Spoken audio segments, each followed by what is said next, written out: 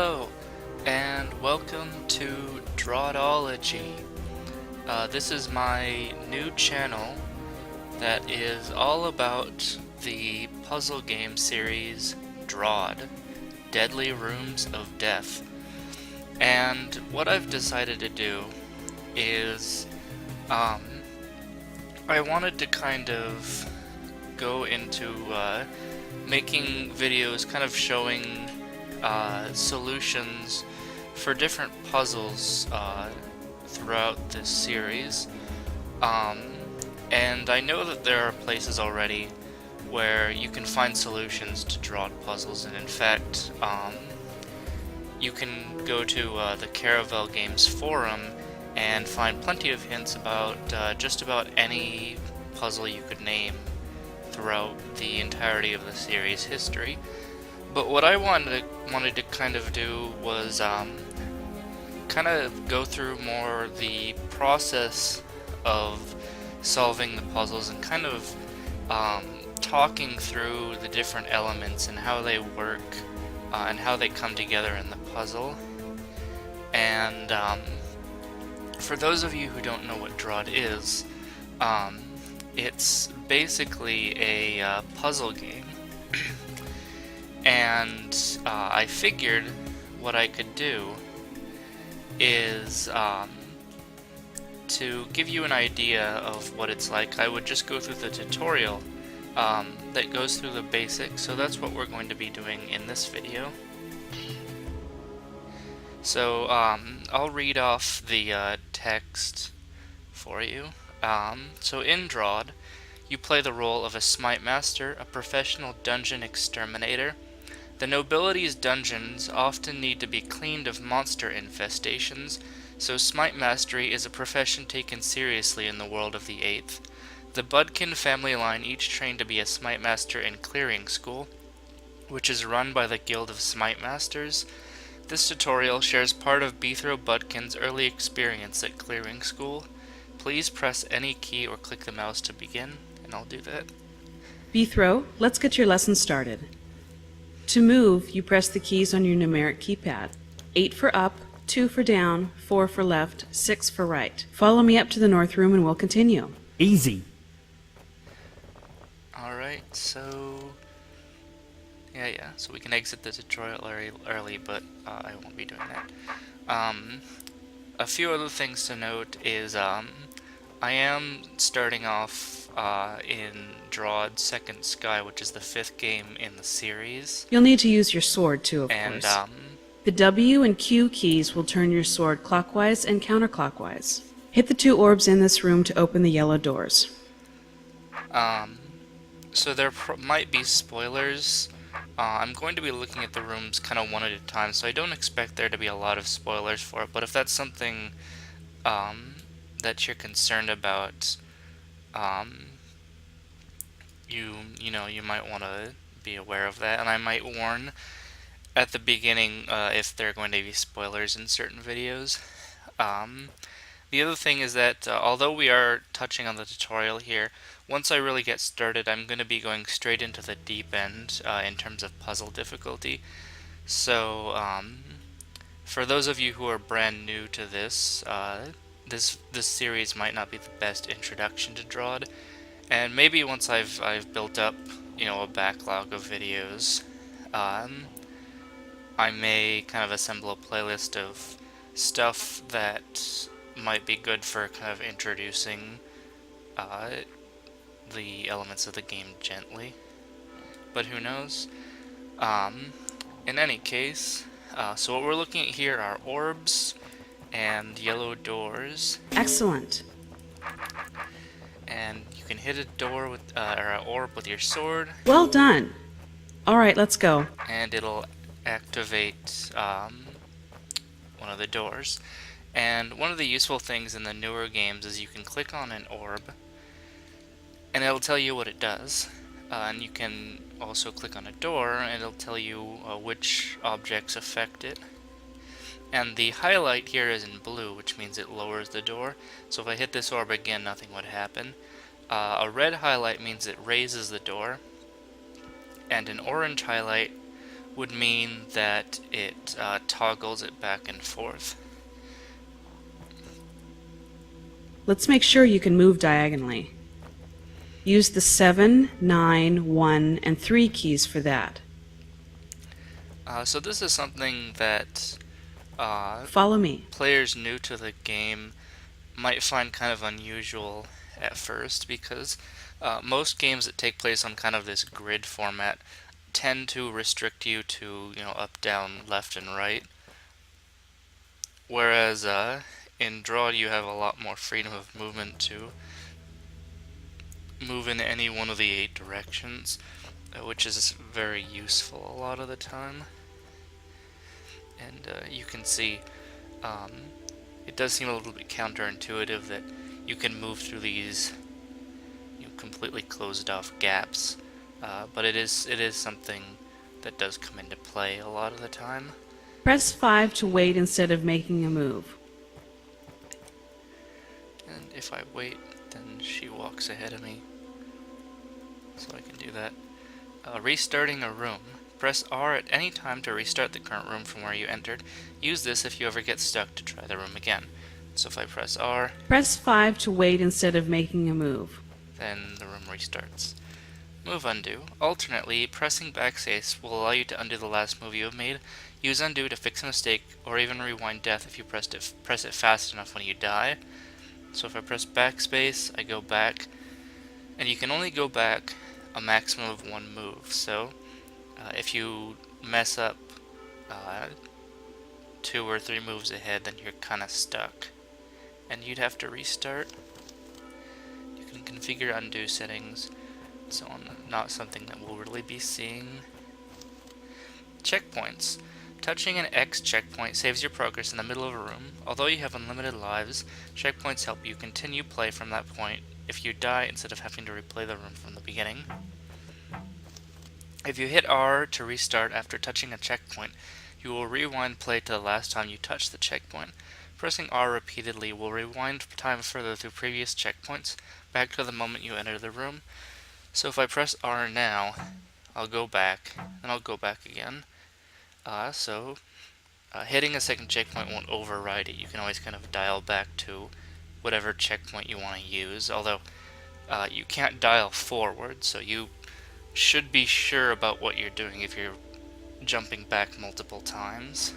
Of course, I'm such an awesome player that I'm sure that you'll never see me use restarting, obviously. Minimap. Observe the minimap at the bottom left corner of the screen. It shows you the rooms you have visited so far on this level. The current room is highlighted in the center of the map. Click it to show the level, and then click the other rooms to view them briefly. So yeah, we can look over here, and we can kind of click around, see the different stuff that's going on over here. Well, that's the end of the lesson. You've graduated clearing school. You didn't even explain how to fight monsters. What are you, some kind of baby? Well, if you really must, take the passageway to the east for a good lesson. But if you think you can figure things out on your own, go down the stairs. Also, if you're the type that doesn't like listening to speeches, you can skip playing dialogue by pressing space at any time. Alright, and we are of course going to keep going. One interesting thing is, if you look at the top, the title of the room, is that DROD uses a coordinate system with the entrance to a floor being 0, 0, and then it goes, once, twice, thrice. And as far as I know, in the English language, those don't go beyond 3. So the rest of them are made up, and it starts, as you can see here, we are now Quarce North, which is 4 north from the entrance. Secret rooms. There are several secret rooms hidden throughout the game. They provide a special challenge for experienced players, but it is not required to find or conquer any of them to win the game. Hold Mastery. Clearing all secret rooms at some point will master the hold, enabling you to access top secret bonus areas hidden behind master walls. And in fact, I have not actually mastered this game, So there's still a lot of very difficult rooms ahead of me, and I'm sure some of them will be featuring on this channel. Room/level stats. You may press enter at any time to view information. So yeah, that's the screen here. And it's got some useful information. Once you've beaten the game, the secrets found, it'll actually show you how many secrets there are in total on the floor you're on, which is especially useful. What is known? Take this route to learn about some of the monsters and room elements in the game. You may quit these rooms at any time, but we're not going to do that. Roaches. Dungeon roaches have basic AI. They step directly towards you every time that you make a move. As in turn-based games like chess, you take a turn and then the enemy takes a turn. Plan and move carefully. Tactical hints. Fighting monsters is easy. Turn to face them and hit them with your really big sword when they get close to kill them. So the roach AI is the most basic AI that you'll see in monsters, and every monster in the game has completely deterministic actions. They follow some set of rules which allows them to make a completely consistent move, which you can always predict if you think it out ahead of time. And roaches pretty much just try and step towards you as close as possible, and they will of course move diagonally if you are off to the side here.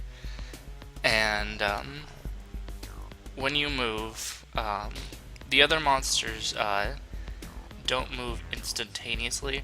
In fact, they all take turns too, and the game decides which monster moves first by numbering them, and you can see, if I right-click them, what number each one has.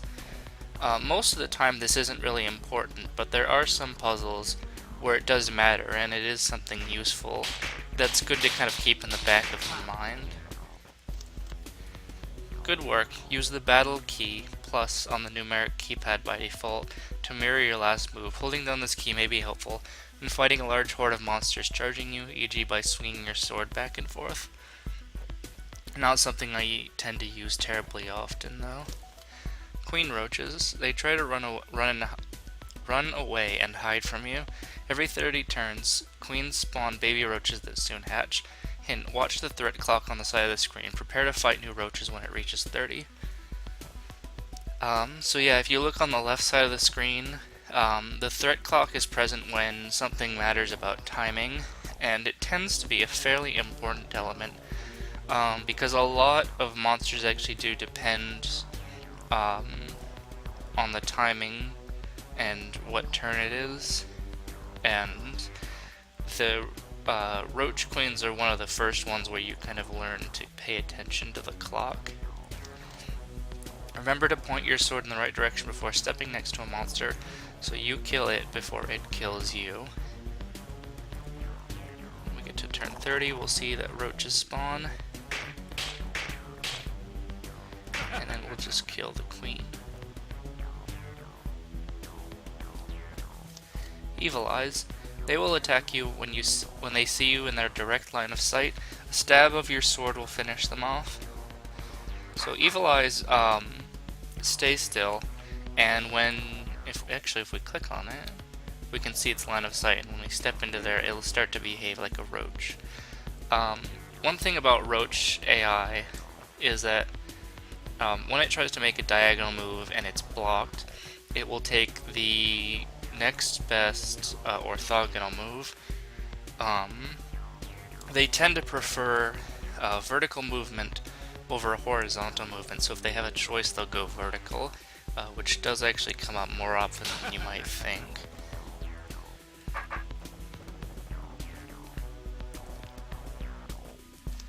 Wraithwings. Cowardly flying creatures that will only attack you in groups. Corner them to defeat them. So Wraithwings actually, surprisingly enough, have one of the more complicated AI that exists. When there's only one of you, it'll always try to stay 5 spaces away from you. But when there are groups of Wraithwings, they actually do kind of complicated calculations about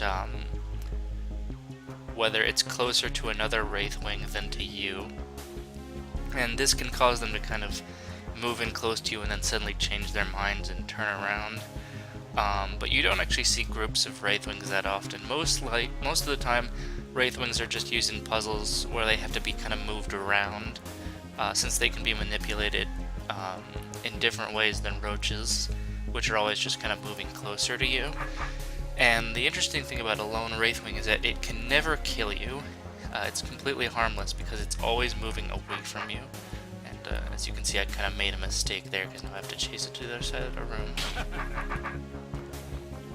Moving on. Spiders. Spiders are invisible when still, unless Beethro is 2 squares away from them or less. Watch out for dens where they might be lying in wait. So spiders are mechanically identical to roaches, and because of this, they don't tend to be used all that often, because they're kind of gimmicky.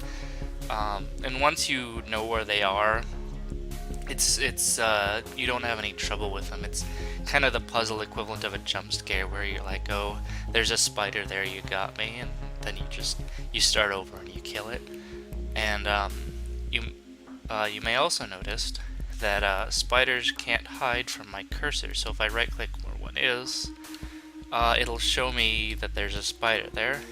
It can't fool me. But usually it's a lot easier just to charge in and see where the spiders come out than checking every square one at a time. Serpents. Invulnerable to your sword. Catching their head in a trap is the way to get rid of them. Hint, stand behind the trap and wait. Press the wait command key to guide them into it.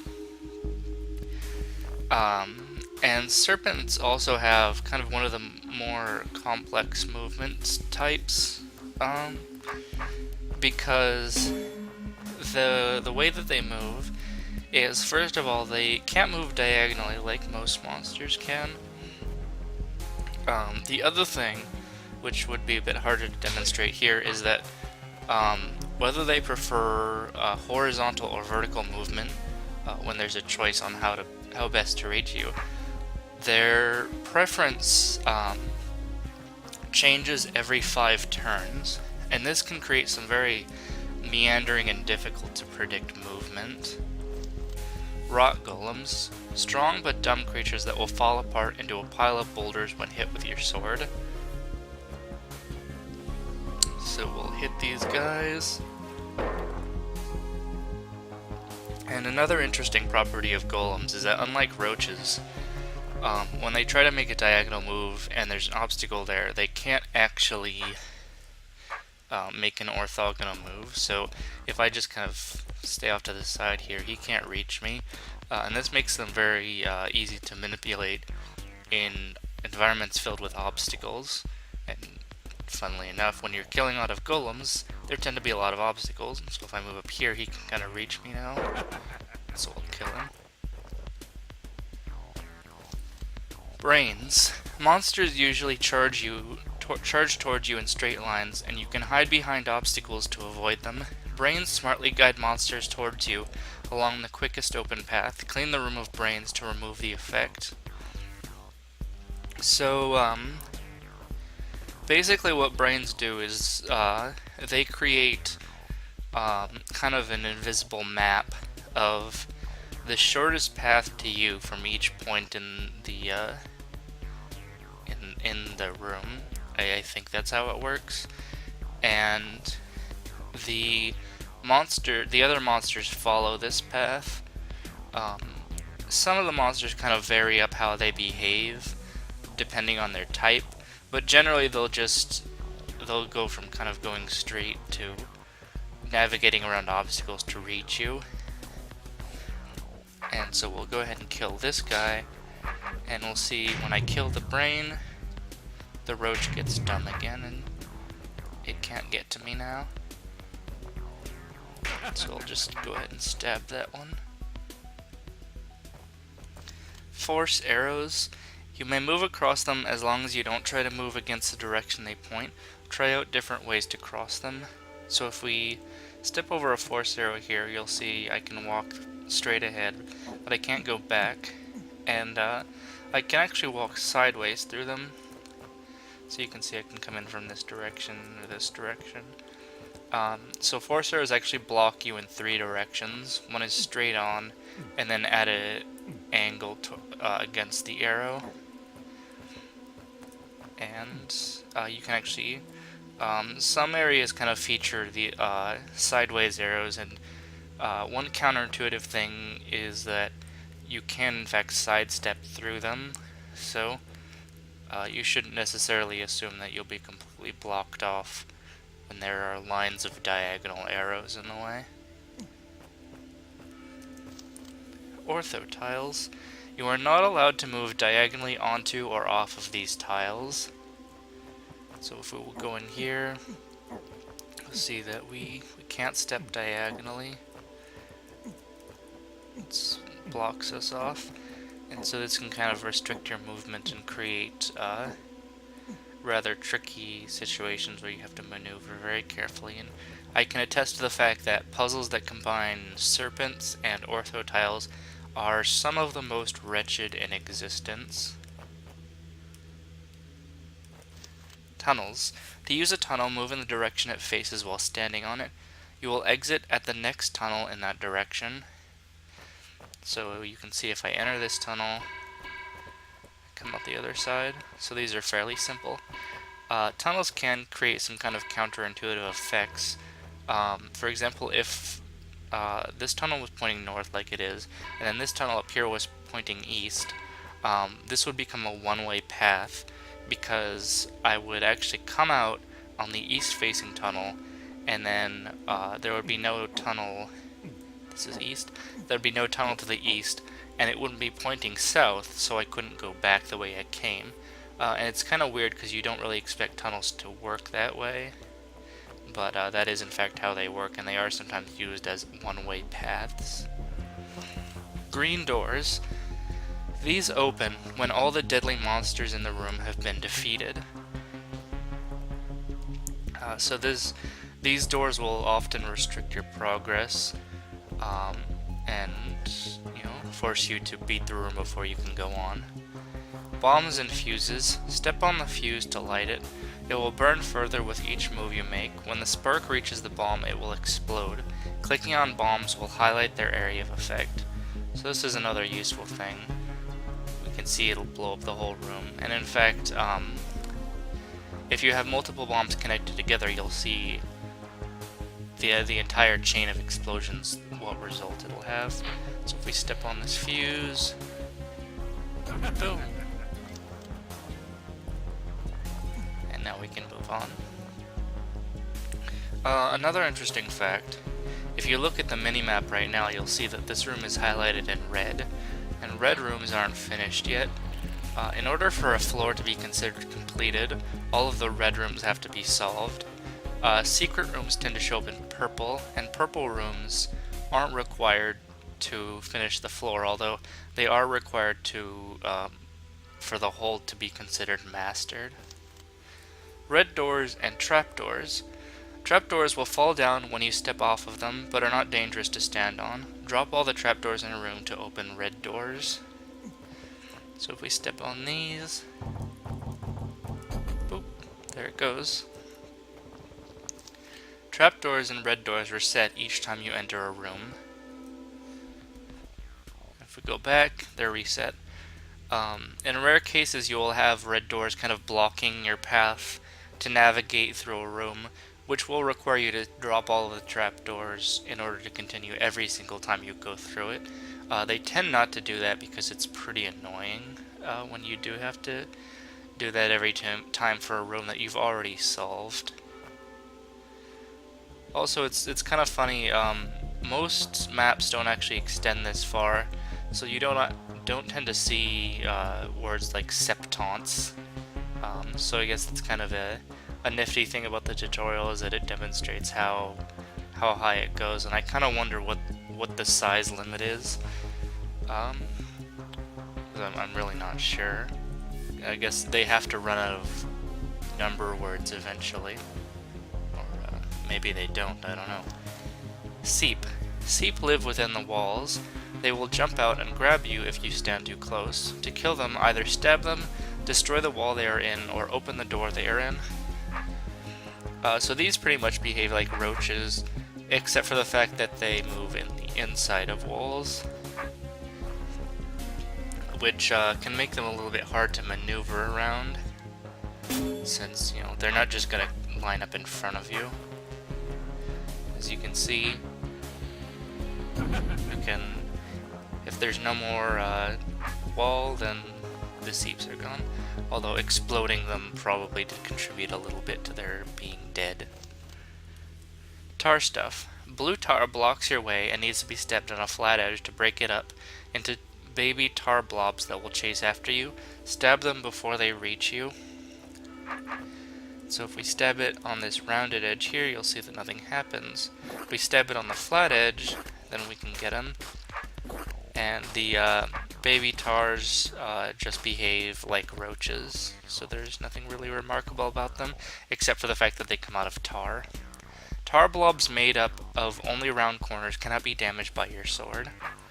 So we can stab this a bunch, and yeah, there's nothing we can do about this. Red mud must be stabbed on round corners to break it up. And so you can see this breaks up on the corners. I probably should have demonstrated stabbing on the sides. And mud is a lot easier to deal with most of the time because you can get rid of those smaller blobs. So it's a lot harder to create unbreakable mud sections. Vision tokens. Stepping on a vision tokens lets you see what's under tar stuff. You may also override the tar opacity setting by, not something that's really relevant here. So we can look under here, and there's just floor. This does become relevant sometimes when other things like trapdoors or spike traps are hiding underneath tar. Green gel must be stabbed on the inside corners to break it up. Gel babies are stickier and must be carefully lured out of hiding spots so you can stab them safely. And we can see that these guys come out, and this guy gets stuck because they actually have the same movement behavior as golems, where they can't make a diagonal move if there's something in the way. So I'll just stab him. Although you can destroy gel on inside corners, that pattern is a lot rarer than patterns with outside corners or sides, which means a lot of puzzles that revolve around gel just kind of treats it as indestructible and doesn't give you the opportunity to break it at all. Tar stuff switch tokens. Stepping on tar/mud/gel switch tokens will swap the composition of tar, mud, or gel with the other color type indicated on the token. These tokens are rather rare, but they are kind of fun because when you change things to mud, they generally become a lot easier to get rid of. So you can see that